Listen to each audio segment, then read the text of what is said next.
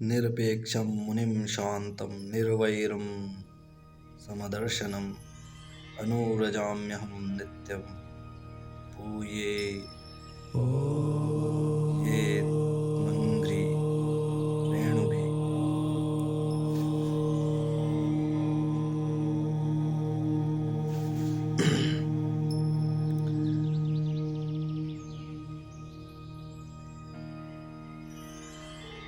श्री हरि कहते हैं कि जो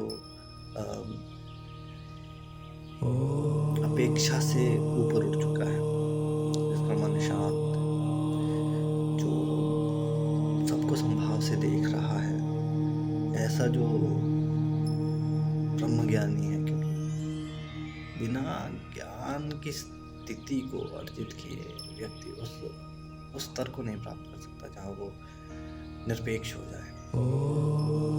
ऐसे व्यक्ति के पीछे पीछे मैं चलता हूँ, ऐसे व्यक्ति के नक्शे कदम पे मैं चलता हूँ, ऐसा भगवान कह रहे हैं कि जो ये सुदामा जी की महिमा का बखान किया जा रहा है। क्योंकि ये सारे लक्षण केवल सुदामा जी में उस समय दिखते थे।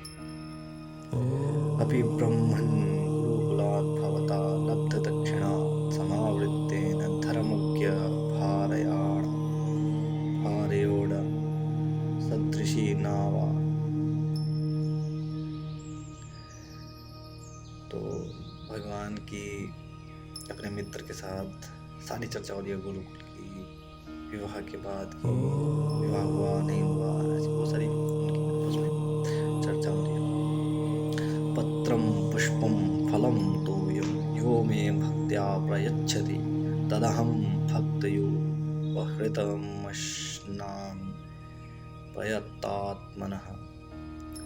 अब वो चावल, कच्चे चावल श्री हरि खा गए और यही बात कह रहे हैं कि जो जिस भाव से कुछ भी मुझे अर्पित करते, मतलब भाव अच्छा होना चाहिए, भाव सुंदर हो, पत्ता ही चढ़ा दो, फूल ही चढ़ा दो, बस वो होना चाहिए, चाहे जल ही चढ़ा दो, है ना। इति मुष्टिम सकृज्यत गत्वा द्वितीयां चक्षु आददे तावश्रीर्जगृहे हस्तं तत्परा परमेष्ठिना। एक मुट्ठी में भगवान एक मुट्ठी ग्रहण करी, तत्त दिया, दूसरी मुट्ठी ग्रहण करी, दिया। अब बचा कुछ नहीं, बचा कुछ रह गया अपना घर, बोलो बंदो बांधो।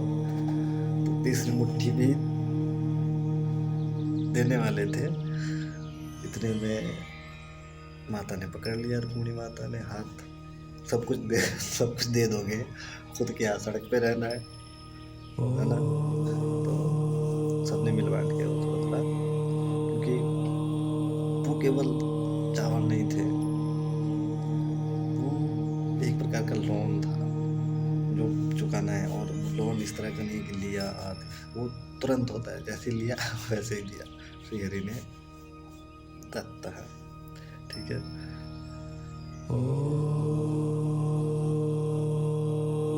क्वाहं दरिद्रः पापीयान् क्व कृष्णः श्रीनिकेतनः ब्रह्मबन्धुरिति स्माहं बाहुभ्यां परिरम्भितः।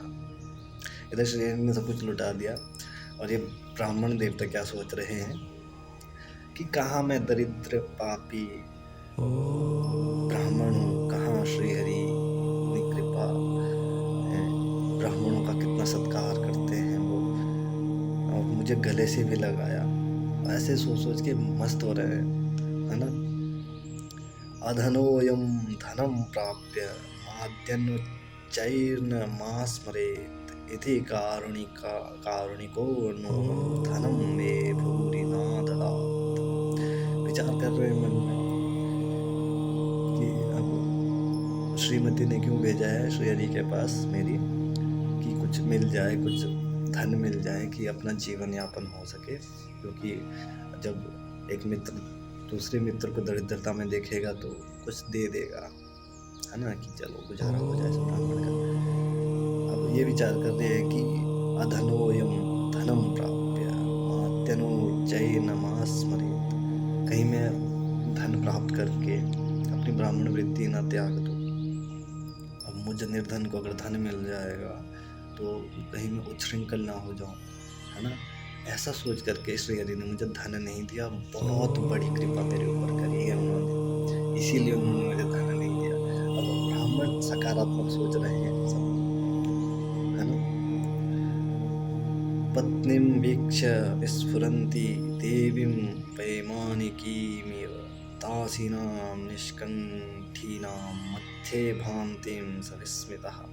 ऐसा बहुत कुछ विचार कर रहे थे कि यार धन के बारे में ना मैं बात कर पाया कि मैं दरिद्र हूँ यार, कुछ धन दे दे, ना श्री हरि ने दिया। ऐसा बहुत कुछ विचार करते करते अब जा रहे हैं, वापस जा रहे हैं, लौट रहे हैं, श्री हरि के दर्शन प्राप्त हो गए तो वापस जा रहे हैं। अब ऐसा विचार करते हैं, इतने में क्या देख रहे हैं, अपनी पत्नी को देखते हैं एक राजमहल से उतर रही है आरती की थाली लेकर के, बहुत सारी सेवक सेविकाएं हैं। अब 4 दिन पहले क्या हाल था वो सभी जानते हैं, लेकिन अब क्या हुआ, रातों रात क्या हो गया कि मतलब स्वर्णाभूषणों से सुशोभित एकदम बन ठन करके बहुत महंगी साड़ी में दास दासियों के साथ स्वागत कर रही हैं सुदामा पंडित जी का, उनकी पत्नी एक बहुत काफी आलीशान जो है, बहुत जबरदस्त महल से उतर कर ये देख करके जय जय जय जय जय जामजित दोषगृभीत गुणा तमसि यदात्मना समविरुद्ध समस्तभुगः अगजगदोकसामखिल शक्त्य बोधकृते क्वचिदजयात्मना च चरतोनु चरे निगम।